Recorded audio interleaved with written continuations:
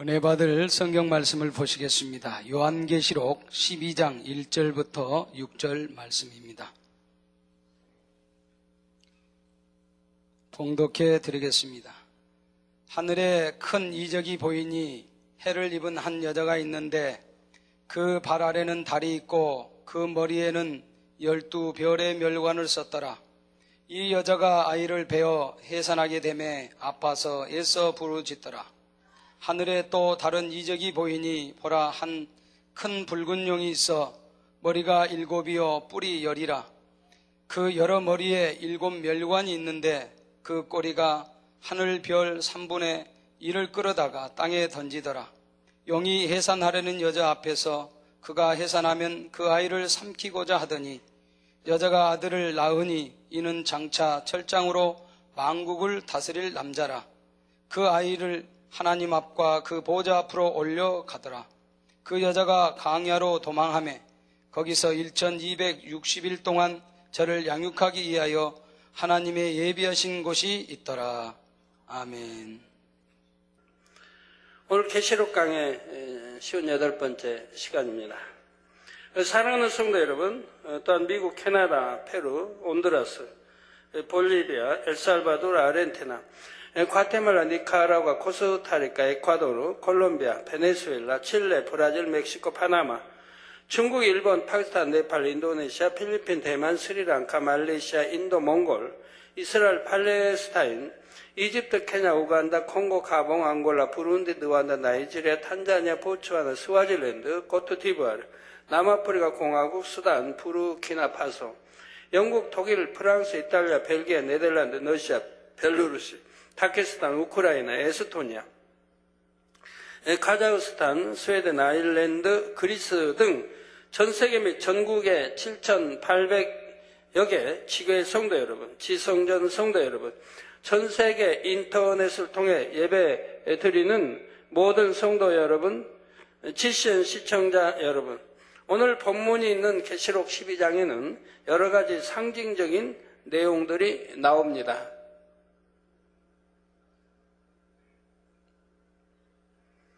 먼저 내용을 간단히 요약해 보겠습니다. 주인공은 한 여자와 용입니다.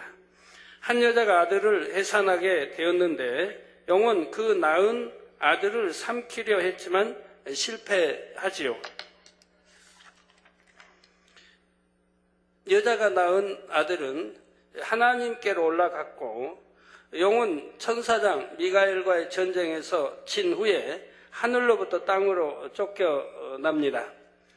땅으로 쫓겨난 용은 여자를 죽이고자 하고 여자는 용을 피해 광야로 도망하지요. 용이 많은 물을 토하여 여자를 해치려 하지만 땅이 그 물을 삼켜서 여자를 도와줍니다. 이에 용은 분노하여 돌아가서 여자의 남은 자손과 싸우려 하지요. 이것이 계시록 12장의 대략적인 내용입니다. 본문을 읽다 보면 마치 무슨 공상 영화의 한 장면 같다고 느껴지는 분도 있을 것입니다. 그러나 이 내용들은 상상 속의 이야기가 아니라 명백한 현실입니다. 과거로부터 현재와 미래에 이르는 이스라엘의 역사를 함축하고 있는 내용이지요. 그렇다면 여기서 여자가 낳은 아이는 누구이며 용은 또 누구를 가리키는 것일까요? 십자가의 도 설교를 들어보신 분들은 이미 답을 알고 계실 것입니다. 여자는 영적으로 이스라엘을 의미합니다. 용은 뱀 혹은 옛뱀이라고도 하는데 이는 원수마귀 사단을 의미하지요. 창세기 3장 15절에 보면 하와를 미혹한 뱀에게 하나님의 저주가 임하는 장면이 나옵니다. 내가 너로 여자와 원수가 되게 하고 너의 후손도 여자의 후손과 원수가 되게 하리니 여자의 후손은 내 머리를 상하게 할 것이요 너는 그의 발꿈치를 상하게 할 것이니라 하셨지요. 이 말씀에는 매우 중요한 영적인 의미가 있습니다. 여기서 여자는 이스라엘이요 여자의 후손은 구세주 예수님이시며 뱀은 원수마귀 사단을 의미하지요. 여자의 후손, 즉 이스라엘을 통해 태어나는 예수님이 뱀의 머리를 상하게 하고 뱀은 예수님의 발꿈치를 상하게 합니다. 이는 바로 십자가 구원의 섭리를 의미하지요. 원수마귀 사단은 악한 사람들을 사주하여 예수님을 십자가에 못 박아 죽였습니다. 이것이 바로 뱀이 여자의 후손의 발꿈치를 상하게 한다는 말씀의 의미입니다. 그런데 여자의 후손도 뱀의 머리를 상하게 한다 했지요. 뱀을 잡으려면 몸통이나 꼬리를 잡는 것이 아니라 머리를 잡아야 합니다. 몸통이나 꼬리를 잡았다가는 물려 죽을 수도 있습니다. 머리를 꽉 눌러 잡아서 제압해야 하죠. 그래서 뱀 잡는 사람들 보면 그 막대기로 뱀을 누르든가 해서 머리를 꽉 이렇게 쥐는 거 봅니다. 그러면 꼼짝도 하지 못하죠. 물 수도 없고요. 여자의 후손이 뱀의 머리를 상하게 한다는 것은 예수님께서 원수마귀 사단의 권세를 깨트리신다는 의미입니다. 곧 죽었다가 부활하신 예수님께서 원수마귀 사단의 사망 권세를 깨트리신다는 말입니다. 이렇게 성경의 맨 처음 창세기에 십자가 사건과 구원의 섭리가 예언되어 있지요. 이러한 영적인 비밀에 대해 알고 오늘 본문 말씀을 대하면 벌써 많은 부분이 풀리게 됩니다. 영적인 지식이 있는 만큼 성경의 말씀들을 짝을 이루면서 성령의 감동함 가운데 풀 수가 있지요. 그러면 지금부터 본문의 의미를 구체적으로 살펴보겠습니다.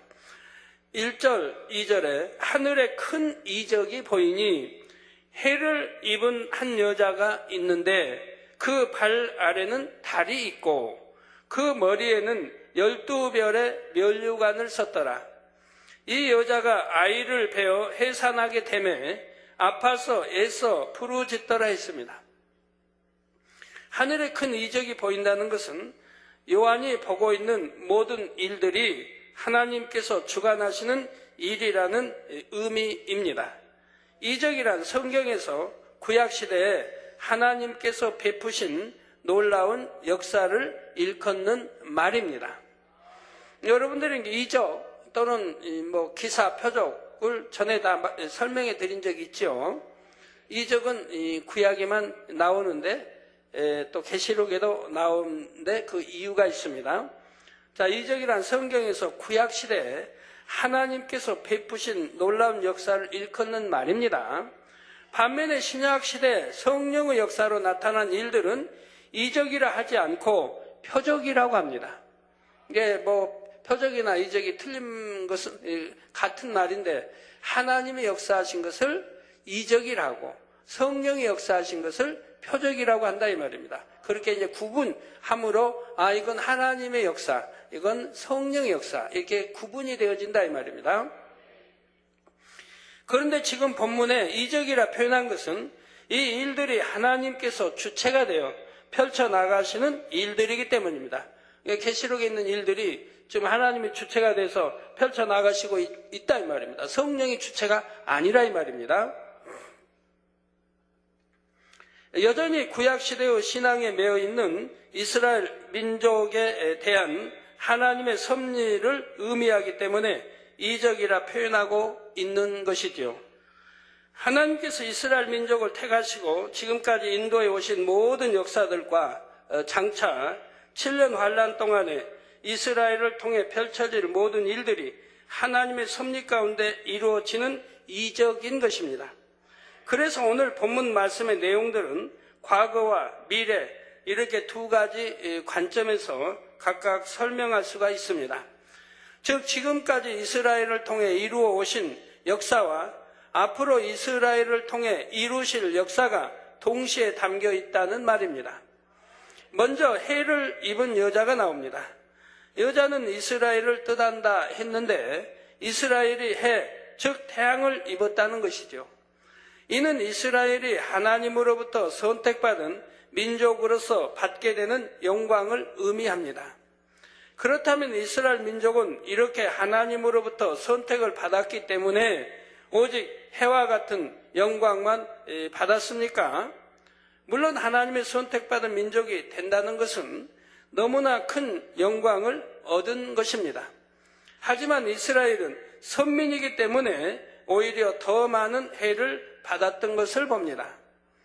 따라서 이스라엘이 해를 입었다는 말씀이 문자적으로 볼 때는 큰 영광을 얻은 것이지만 영적으로는 많은 고난과 시련을 겪는다는 의미입니다. 왜 그런 것일까요? 한 가지 비유를 들어보겠습니다. 큰 그룹의 회장이 있습니다. 그런데 이 회장에게는 후계자가 없었지요.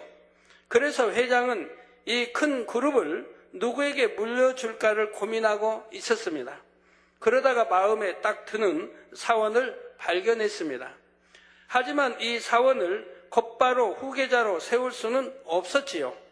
후계자가 될 만한 능력을 갖추어야 합니다. 또한 모든 사람으로부터 후계자로 부족됨이 없다는 인정을 받아야 하지요.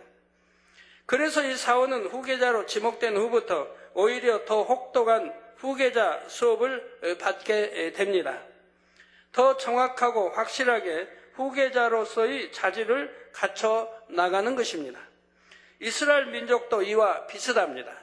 이스라엘은 하나님의 택하신 민족이기 때문에 그만큼 더 혹독한 연단과 시련을 겪어야 했지요. 하나님의 영광을 나타내야 하는 민족이요, 하나님의 섭리를 이루어야 하는 선택받은 민족이기 때문입니다. 그래서 이스라엘 민족의 역사를 보면 숱한 시련과 고난을 입어왔던 것을 알 수가 있지요. 또한 이스라엘 민족은 장차 7년 환란 가운데서도 많은 해를 입게 됩니다. 해를 입은 여자라는 말씀에는 바로 이러한 의미가 담겨 있는 것입니다. 성도 여러분, 이스라엘은 하나님의 선민이며 그들 가운데 구세주가 오셨습니다. 온 세계를 비추는 구원의 빛이신 구세주가 이스라엘 민족을 통해 오셨지요. 이 얼마나 큰 영광입니까? 또한 이스라엘 민족의 역사가 바로 성경이며 우리 신앙생활의 교과서가 되고 있습니다. 이처럼 중요한 역할을 위해 택함받은 만큼 그들은 많은 시험 환난도 겪어야 했지요.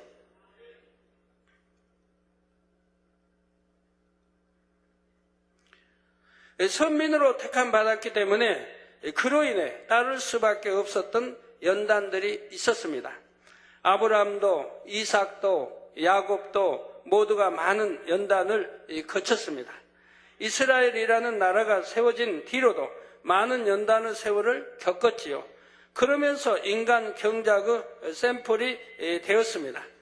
예를 들어 이스라엘 왕과 백성들이 우상을 섬기면 그 결과로 징계와 재앙이 임합니다.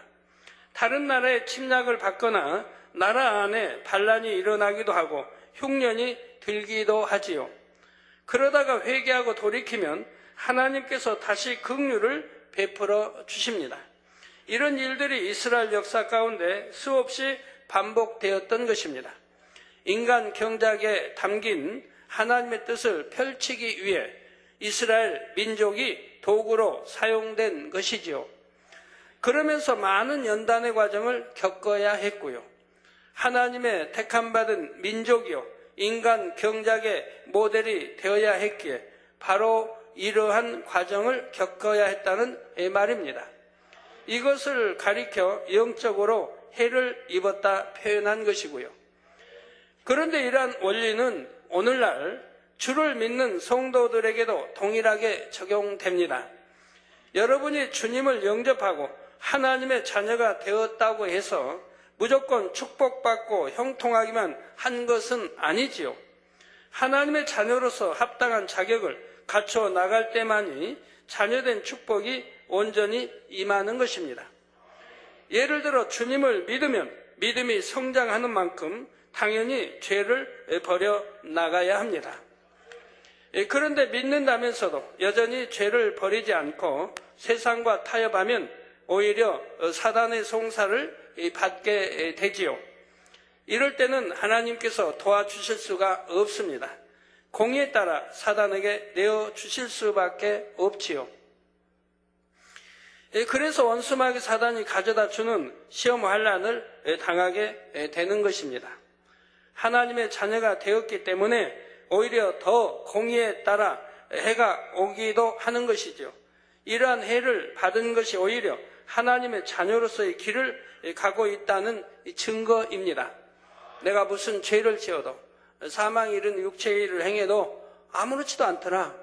그건 성경이 말씀하고 있죠. 히브리서에도 사생자라, 즉 하나님의 자녀가 아니다, 아들, 딸이 아니다라고 성경 말합니다.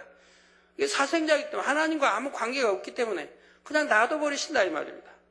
그러나 하나님의 자녀라고 한다면 반드시 거기에 대한 대가가 옵니다. 연단이라는 게 따르고 환난이라는 게 오는 것입니다. 그걸 통해 회개하고 구원에 이르게 하나님이 하시죠. 그러나 그런 것도 없다면 회개하지도 않죠. 회개하지도 않고 결국은 이 사망의 길로 가게 되는 것을 보게 됩니다. 자, 히브리서 12장 8절에 징계는 다 받는 것이오늘 너희에게 없으면 사생자요 참 아들이 아니니라 하셨죠. 저 사생자가 아닌 하나님의 참 아들이라고 한다면 반드시 징계를 받는다 이 말입니다. 죄를 지었을 때 그에 대한 징계를 받는다 이 말입니다. 계속해서 죄를 지어가거나 사망의 길로 가는데도 아무런 징계나 시험 환난이 없다면 깨달아 돌이킬 수가 없습니다. 어둠 가운데 살 때 시험 환난이 오는 것도 하나님께서 자녀로 여기시기 때문이지요. 간섭하시고 때로는 징계나 시험 환난을 허락하여 깨달아 돌이킬 수 있게 하시는 것입니다. 세상 사람들 중에는 큰 죄악 가운데 살면서도 아무런 해받음이 없는 경우가 있습니다. 하지만 그 결국은 영원한 사망입니다. 차라리 징계나 받으면 통해자고 회개할 것이나 찾지 않습니까? 그리고 회개한다고 열심히 회개할 것 찾아서 통해 자복하려고 하는 것을 봅니다. 그러나 징계가 없으면 통해 자복하려고 하지 않죠. 회개길을 찾지도 않고 통해 자복하려고 하지도 않고 그러다 영원히 떠난다면 사망으로 갈 수밖에 없는 것이죠. 반면에 하나님의 자녀라면 어떤 잘못을 했을 때 하나님께서 간섭하시는 증거가 나타나지요. 때로는 시험 환난을 당하게 되며 이를 통해 회개하고 돌이켰을 때 은혜가 회복됩니다. 그러니 처음에 믿음이 성장하면서 겪게 되는 이러한 과정들을 힘들다 해서는 안 됩니다. 그 과정이 지나고 믿음이 어느 정도 수준에 이르면 그때는 더 이상 해를 받지 않게 되지요. 시험 환난이 사라지고 연단도 끝나는 때가 오게 됩니다. 아브라함만 보아도 최후의 시험을 통과한 후부터는 더 이상 연단이 없이 축복만 받았습니다. 연단을 받는 목적은 마음의 죄악까지 버리고 하나님을 닮은 하나님의 참자녀가 되는 것입니다.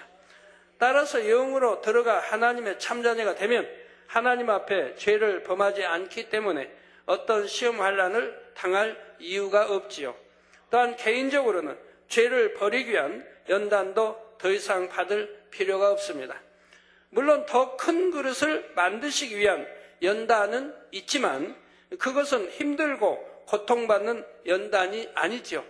이미 그만큼 믿음이 반석에 서 있기 때문에 이미 큰 믿음이 되어 있기 때문에 어떤 연단을 받는다고 해도 다 아멘으로 통과할 수가 있는 것입니다. 그러므로 여러분도 말씀대로 순종하고 행하여 신속하게 영으로 들어오시기를 바랍니다. 그래서 어떤 시험 환난의 해를 받는 것이 아니라 늘 축복만 받으시기를 주님의 이름으로 축원합니다. 하나님이 주신 시험이나 환난이나 이런 연단들은 믿음으로 잘 받으면 그 다음에는 반드시 축복으로 이어지는 것을 보게 됩니다. 영혼이 잘 될 뿐만 아니라 또 축복으로 이어지게 되는 것이죠.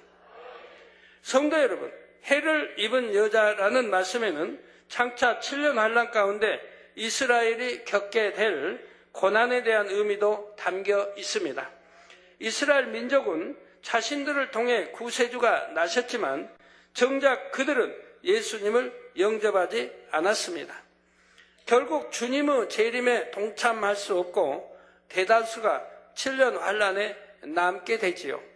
그러면서 많은 핍박과 환란을 당합니다. 이것을 가리켜 여자, 즉 이스라엘이 해를 입는다 표현한 것입니다. 다음으로 여자의 발 아래는 달이 있고 머리에는 12면류관을 썼다 했습니다. 그 발 아래라는 것은 여자가 밟고 있는 땅, 곧 이스라엘 백성들이 사는 땅을 말하지요. 태양은 낯을 주관하며 밝게 빛나지만 달은 태양으로부터 빛을 받아서 한밤중에 그 빛을 반사하여 발합니다. 달은 해에 비하면 미약한 빛이지요. 그래서 달은 어둠이나 이 세상을 의미합니다. 여자의 발 아래 달이 있다는 말씀에도 두 가지 의미가 있습니다. 첫째로 이스라엘이 하나님의 섭리하심 속에 전 세계 구원의 빛을 비추었다는 뜻입니다. 해가 있으므로 달이 그 빛을 받아 세상에 비춰주듯이 이스라엘을 통해 구원의 빛이 세상에 비춰졌지요. 이스라엘을 통해 구세주가 나셨고 이스라엘을 통해 구원의 섭리가 온 세상으로 퍼져나갔음을 나타내는 것입니다. 두 번째로 7년 환란 동안 이스라엘에는 해같이 밝은 빛이 아니라 어둠 속의 달빛처럼 약한 빛만 있다는 뜻입니다. 그저 간신히 구원을 바랄 수 있는 신랄 같은 하나님의 은혜만이 남아 있지요. 이처럼 영적으로 어둡고 비참한 상황을 약한 달빛에 비유하여 표현한 것입니다. 다음으로 여자의 머리에 12별의 면류관을 썼다는 것은 이스라엘이 12지파로부터 번성해 나간 것을 나타냅니다.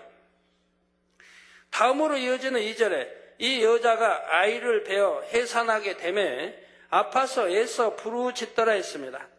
1절과 마찬가지로 2절 말씀도 두 가지 의미로 풀 수가 있습니다. 먼저 역사적으로는 구세주가 오실 때까지 이스라엘이 당한 모든 고난을 해산의 고통으로 표현했습니다. 예수님께서 이 땅에 오시기 전 이스라엘은 수백 년간의 암흑기를 맞고 있었지요. 여러 이방인들의 압제를 받으며 하나님의 계시도 끊겼습니다. 참으로 고통스러운 세월이었지요. 두 번째로는 이스라엘 민족이 7년 환란 가운데 예수 그리스도를 영접하여 구원에 이르기까지 받게 될 고난을 해산의 고통으로 표현했습니다. 이스라엘은 자기 민족을 통해 오신 구세주를 배척하며 하나님의 뜻을 저버렸지요. 그 대가로서 7년 환란 때에는 해산하는 수고와 같이 너무나 큰 고통을 치러야 비로소 구원을 얻게 되는 것입니다. 첫 그리스도를 통해 받아야 할 핍박과 순교를 통해 구원에 이르기 위해 받아야 할 그 모든 핍박들을 의미하는 것이지요. 이제 3절, 4절에는 또 다른 이적이 나옵니다. 한 큰 붉은 용이 있어 머리가 7이요 뿔이 10이라. 한 큰 붉은 용이 있어 머리가 7이요 뿔이 10이라. 그 여러 머리에 7면류관이 있는데 그 꼬리가 하늘 별 3분의 1을 끌어다가 땅에 던지더라. 용이 해산하려는 여자 앞에서 그가 해산하면 그 아이를 삼키고자 하더니 했습니다. 앞에서도 설명한 것처럼 용은 하나님을 배반하고 대적하는 원수마귀 사단입니다. 그 중에서도 큰 용이라고 한 것은 악한 영의 우두머리인 루시퍼를 말하지요. 북다는 것은 죄와 악을 나타냅니다. 이사야 1장 18절에 너희 죄가 주홍 같을지라도 눈과 같이 희어질 것이요 진홍같이 붉을지라도 양털같이 되리라 했습니다. 이때도 죄를 주홍과 진홍의 붉은색에 비유하고 있지요. 그런데 이 용은 머리가 7이고 뿔이 10이며 그 여러 머리에 일곱 면류관이 있다 했습니다. 머리가 완전수인 일곱이라는 것은 루시퍼가 악을 주관하는 가장 머리임을 의미합니다. 10개의 뿔은 왕들을 의미하며 이들은 마지막 때 루시퍼 조종을 받는 왕들을 가리킵니다. 이 내용을 7년 환란과 연결지어 다시 설명하면 큰 붉은 용이란 적그리스도를 말합니다. 적그리스도의 세력은 유럽의 각 나라를 통합하게 된다 했죠. 그 중에서 정치, 경제, 군사 등의 힘이 있고 주도적으로 이루는 나라가 7입니다. 이 7 나라를 가리켜 7 머리라 한 것이지요. 또한 10뿔이란 이들 7 나라를 뒷받침하게 되는 또 다른 10개의 나라를 의미합니다. 그 여러 머리에 7 면류관이 있다는 것은 그들에게 권세가 있다는 뜻입니다. 적그리스도의 세력들은 7년 환란 동안 어둠의 권세를 누리게 되지요. 이 세상을 주관해가는 절대적인 어둠의 권세를 누리게 됩니다. 이를 가리켜 머리에 7 면류관이 있다 표현했지요. 다음으로 4절에 즉 용의 꼬리가 하늘 별 3분의 1을 끌어다가 땅에 던지더라 했습니다. 이 말씀에도 여러 가지 의미가 담겨 있습니다. 먼저는 태초에 있었던 반란 사건에 대한 내용이 담겨 있지요. 루시퍼가 하나님을 대적하기로 계획하고 천사 3분의 1을 함께 끌어들였습니다. 천사장 루시퍼를 중심으로 질서를 따라 그에게 속했던 천사들이 함께 반역하여 어둠의 세력으로 변질되고 말았던 것입니다. 이 사건을 가리켜 하늘의 별 3분의 1을 끌어다가 땅에 던졌다 표현한 것이지요.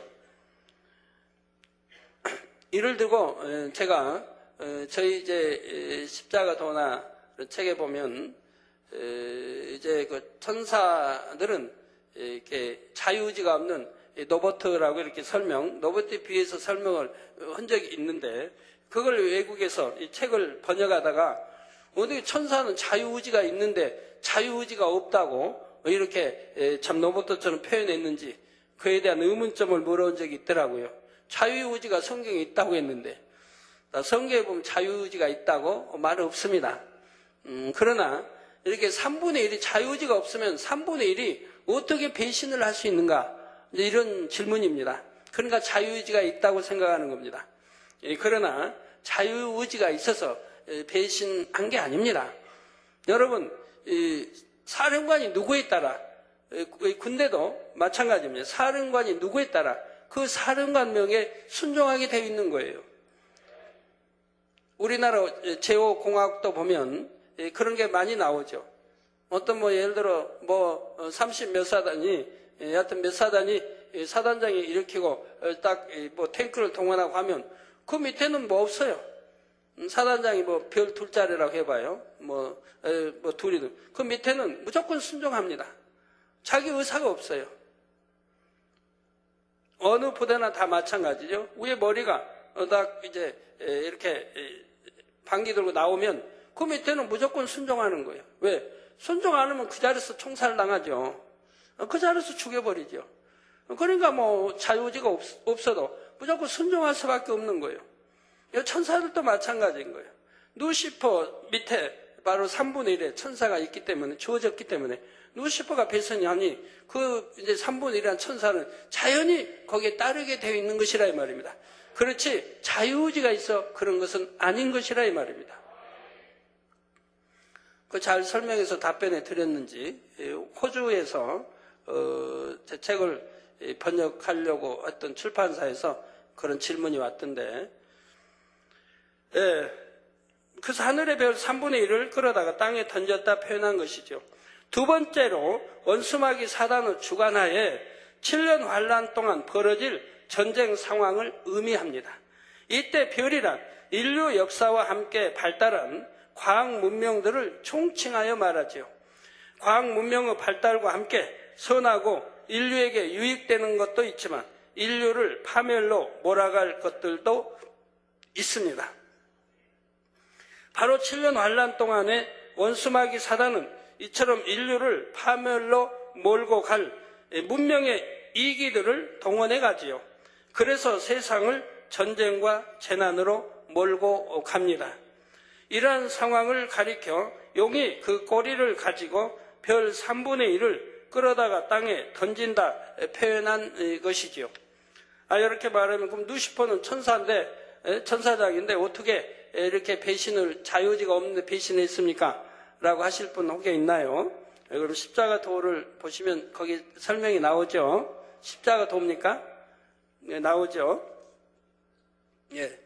천사들 중에도 하나님이 우리 인간처럼 이렇게 인간의 마음을 주신 천사장 셋이 있었습니다. 바로 해서 누시퍼, 또 누시아라고 하는 세 천사장들인데, 이들에게는 그 인간 마음, 이런 인간 마음을 주셨어요. 그래서 자유의지를 주신 거예요. 그래서 사랑할 수도 있고, 이렇게 배신할 수도 있고 하는 그런 자유의지가 있었는데, 루시퍼는 바로 이 자유의지 속에서 찬양을 이제 담당한 천사장인데 너무 교만해졌습니다.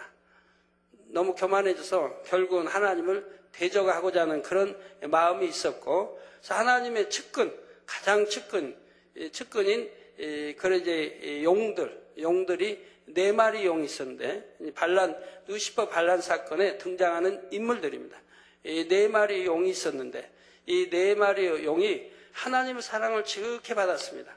즉 하나님의 최측근이니까요. 또 용은 이쁘지 않습니까? 지금의 용하고는 다르고 저주받기 이전의 용은 그 털들이 황금털이라 이 말, 오색 찬란히 빛나는 황금털이라 이 말입니다.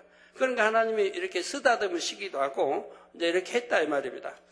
그러니까 루시퍼가 배신하려고 하면 반드시 그 왕이면 왕의 측근을 미혹해야 되는 겁니다. 나라에도 배신하려면 그 왕의 측근들을 미혹하는 거예요.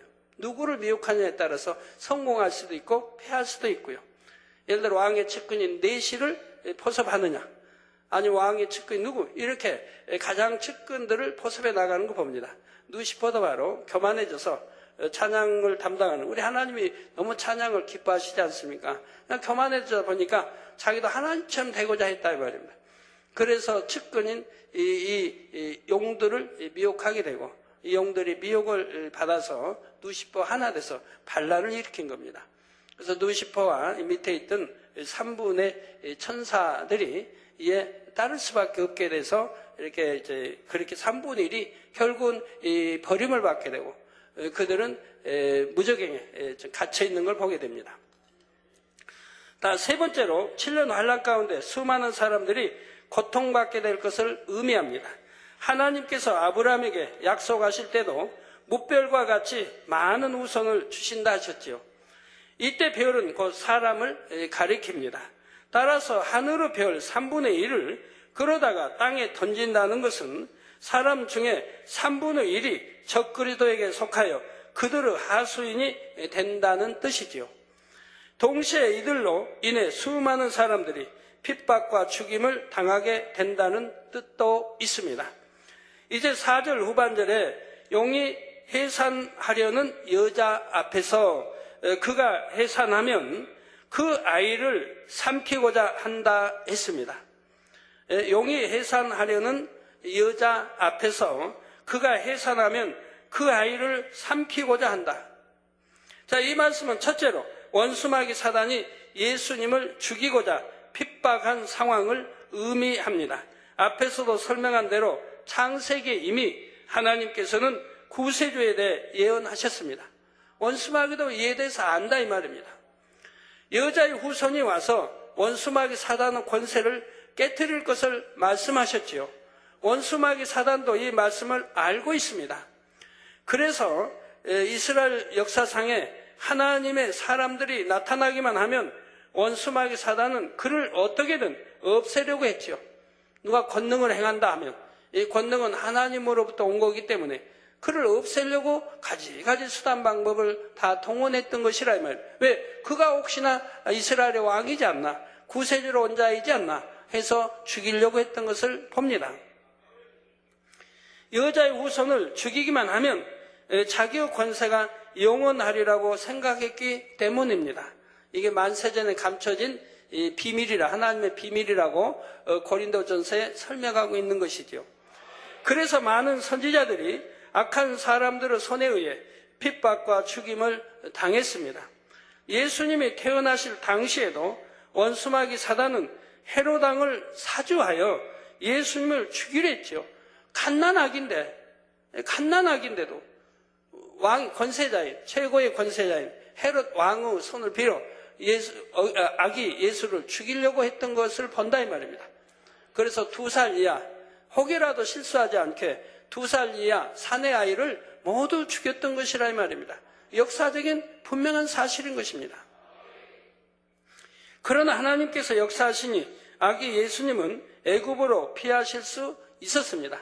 여러분들이 성지순례 가시게 되면 애굽에, 즉 이집트에 가보면 예수님 피난하셨던 곳, 거기가 피난교회도 있고 이런 게 있는 것을 볼 수가 있습니다. 하지만 원수마귀 사단은 호시탐탐 여자의 후손을 죽이기 위한 기회를 노렸고 결국 예수님을 십자가에 못 박아 죽였지요. 그러나 그것이 결국 제 무덤을 판 격이었습니다.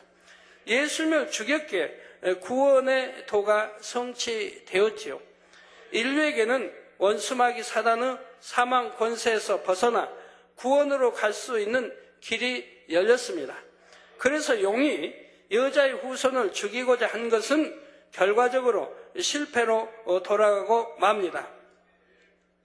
4절 후반절의 두 번째 의미는 마지막 7년 환란과 연관이 됩니다. 적그리스도가 이스라엘 백성 중에 주를 영접한 사람들을 제거하려는 것을 의미하지요. 이스라엘 안에 주를 믿는 자가 없도록 회유하기도 하며 고문하고 핍박해 나갑니다. 이런 상황을 여자가 해산하는 아이를 용이 삼키려 한다고 표현한 것입니다.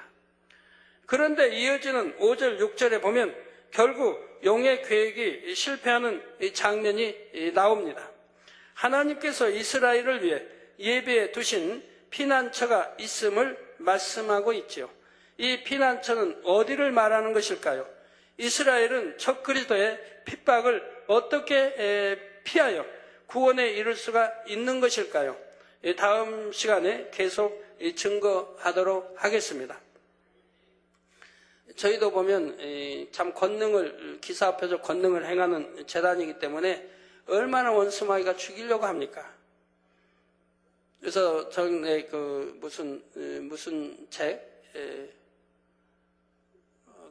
무슨 책인가요? 거기에도 보면 거기에 있는 글을 쓰는 거기가 저를 죽이려고 저를 이단으로 만들었는데 재판 때 우리 성도들이 가는데 재판 때 그가 그런 말을 했다고 합니다.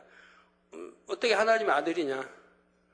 그러니까 우리 장로님이 누구 장로님? 네?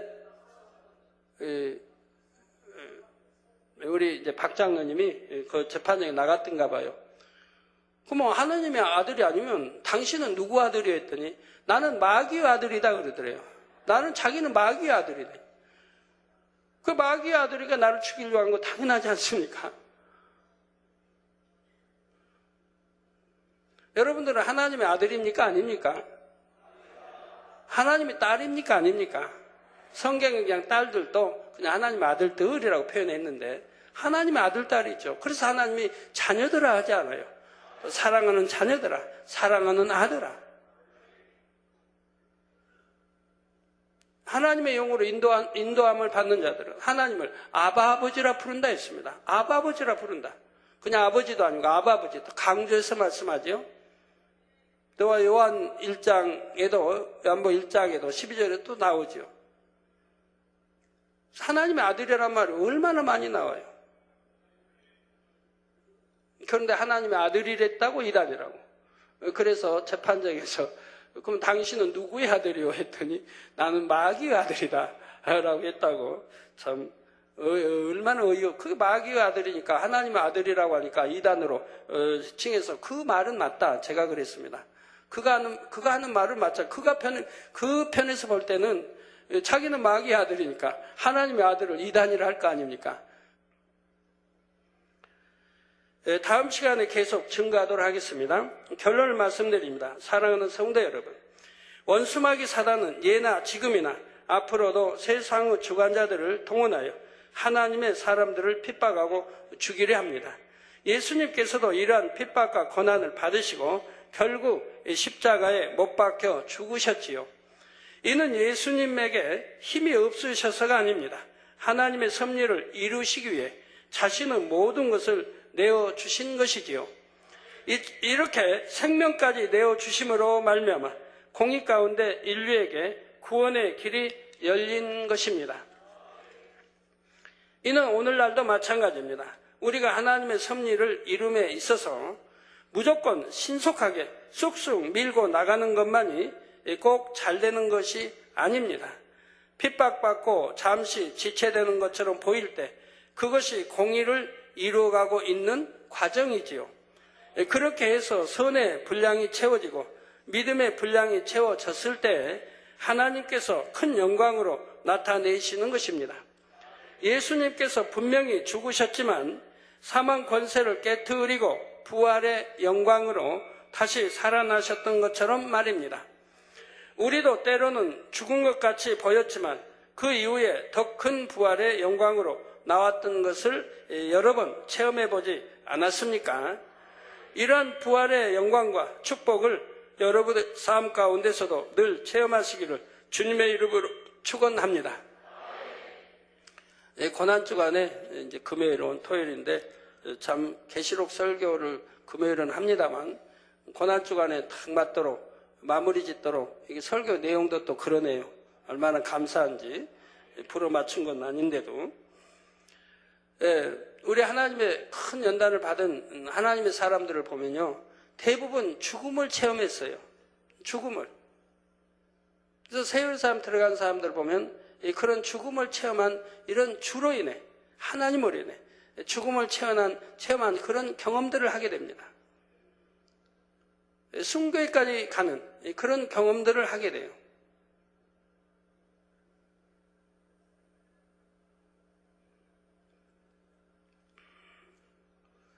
아브라함도 그랬고 아내를 2번씩이나 또 왕과의 또 여러 번 또 싸움도 조카 롯을 뺏기고 싸움도 전쟁터에 생명을 다해 이렇게 또 롯을 구하게 간 적도 있고 모세도 40년간의 연단을 받고 또 왕으로부터 죽임당하려고 됐고 애굽의 왕으로부터 여러 가지 위험한 그런 사건들을 여러 번 겪습니다.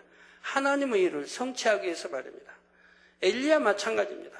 왕이 죽이려고 해서 참 피하고 숨어 다니는 걸 볼 수가 있습니다. 뭐 엘리사 마찬가지,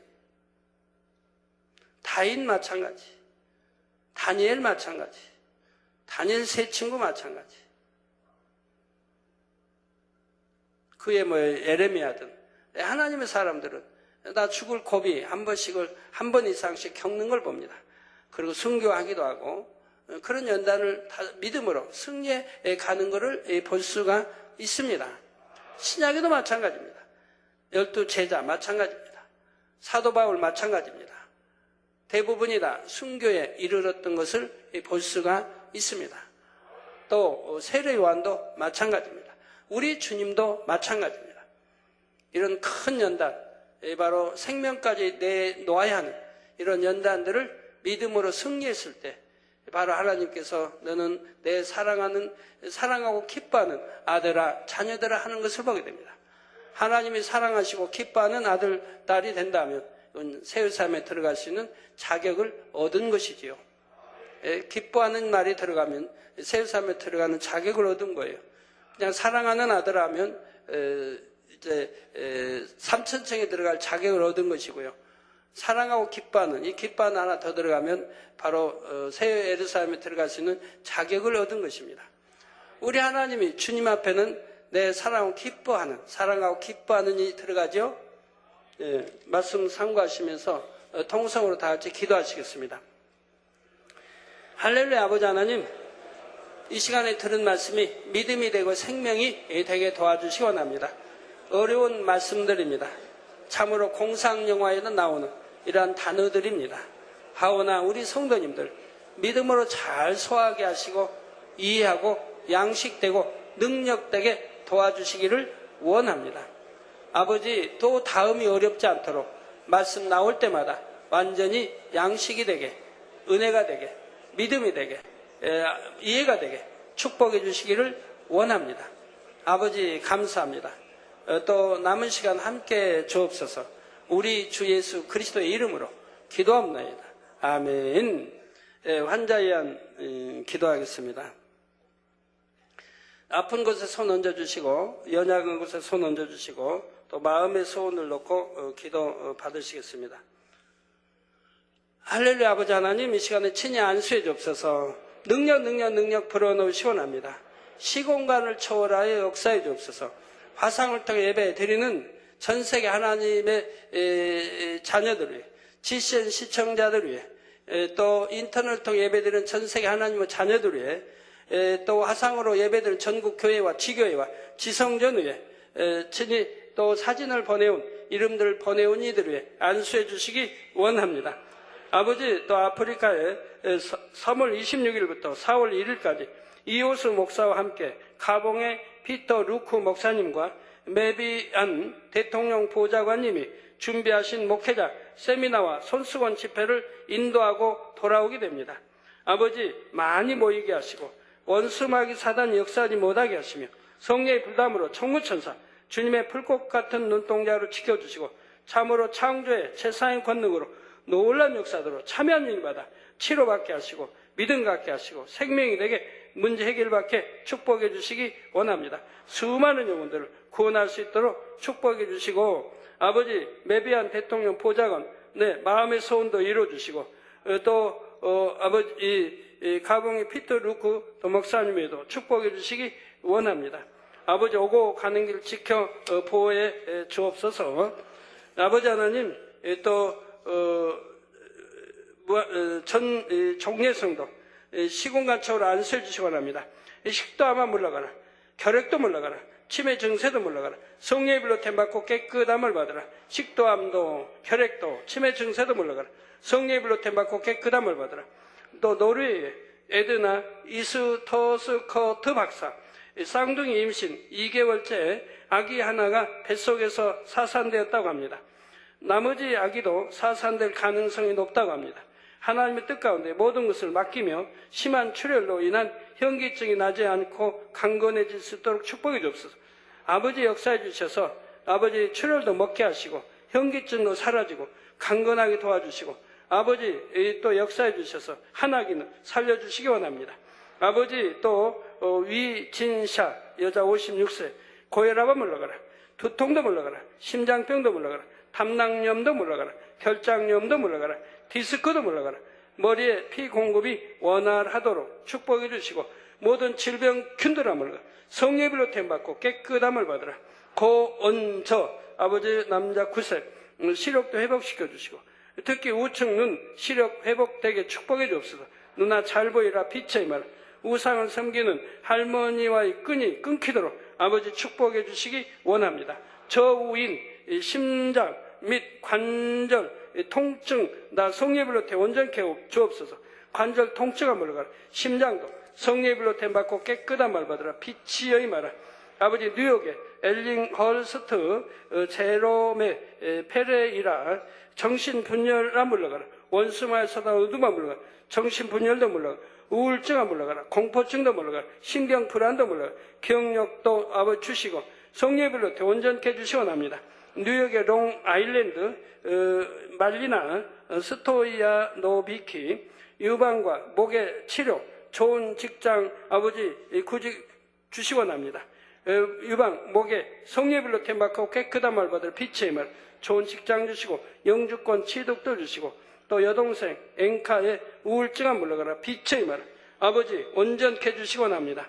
또 뉴욕 브루클린 아이젠린 총상으로 인한 뇌 손상 주의 온전케 해주시고 반신 마비 풀어주시고 온전케 해주시기 원합니다. 마비가 물러가라. 우측 눈과 귀 성령의 불로 온전케, 눈도 잘 보이고 귀도 잘 들리게 축복해 주시고 깨끗한 피부와 더 큰 믿음 갖게 축복해 주시기 원합니다.